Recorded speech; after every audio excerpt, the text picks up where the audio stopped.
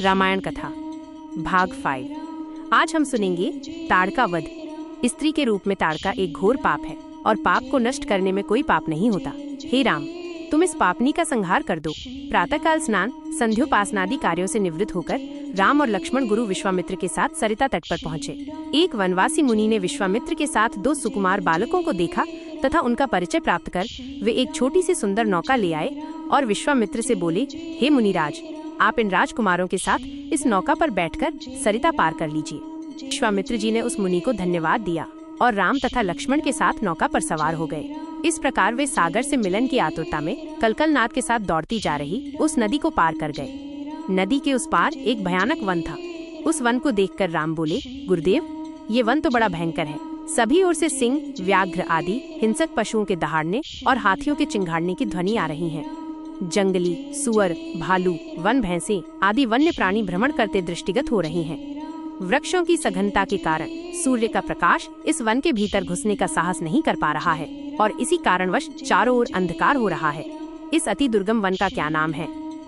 राम के इस प्रश्न का उत्तर विश्वामित्र ने इस प्रकार दिया, हे राघव, पूर्व काल में इस स्थान में वन न होकर मलदा और करुप नाम के 2 बड़े समृद्ध राज्य हुआ करते थे। दोनों ही राज्य ऊंची ऊंची अट्टालिकाओं, वीथिकाओं तथा सुंदर पथों से सुशोभित थे तथा धन धान्य और समृद्धि से परिपूर्ण थे।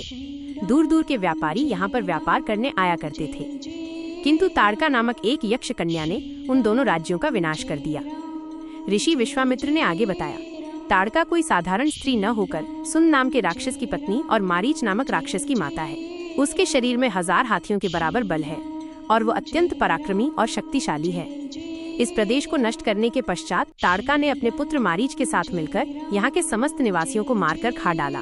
अब उनके भय से यहाँ 2-2 कोस दूर तक किसी मनुष्य की परछाई भी दिखाई नहीं देती। भूलवश यदि कोई यहाँ आ भी जाए तो जीवित नहीं लौट पाता।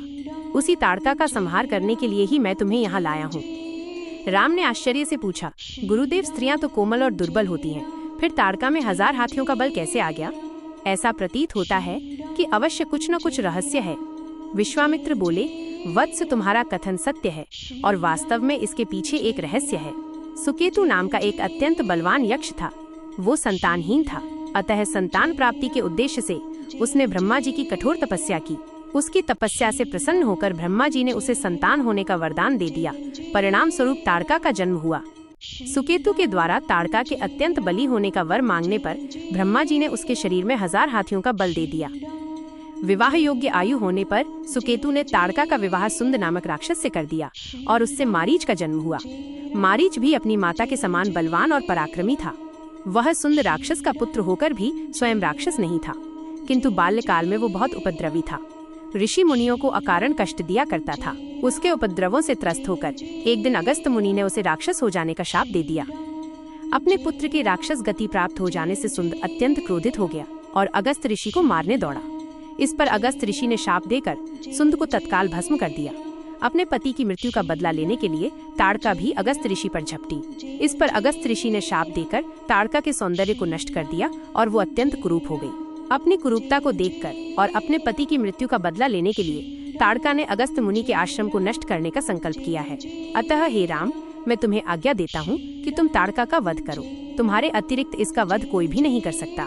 अपने मन से ये विचार निकाल दो कि ये स्त्री है और स्त्री का वध मैं कैसे करूं।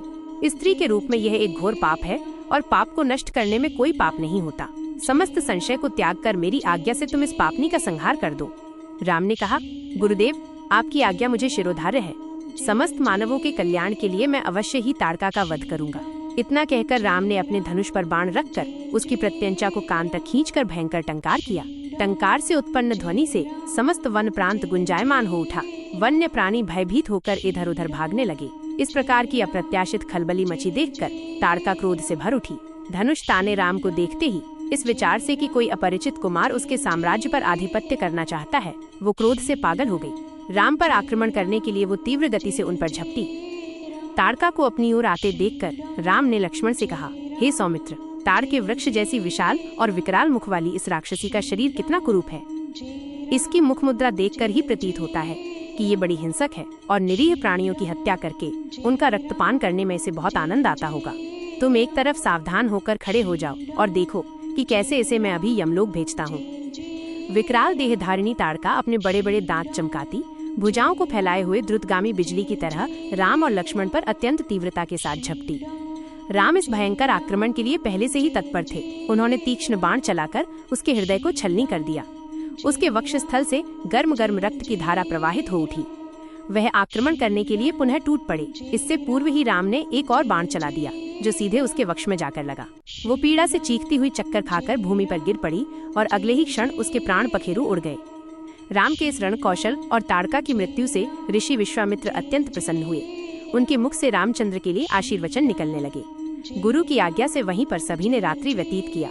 प्रातःकाल उन्होंने देखा कि ताड़का के आतंक से मुक्ति पा जाने के कारण उस वन की भयंकरता और विकरालता समाप्त हो चुकी है। कुछ समय तक उस वन की शोभा निहारने के उपरांत स्नान पूजन से निवृत्त होकर वे महर्षि विश्वामित्र के आश्रम की ओर चल पड़े हो गए। अगर वीडियो अच्छी लगी तो चैनल को लाइक और शेयर करें।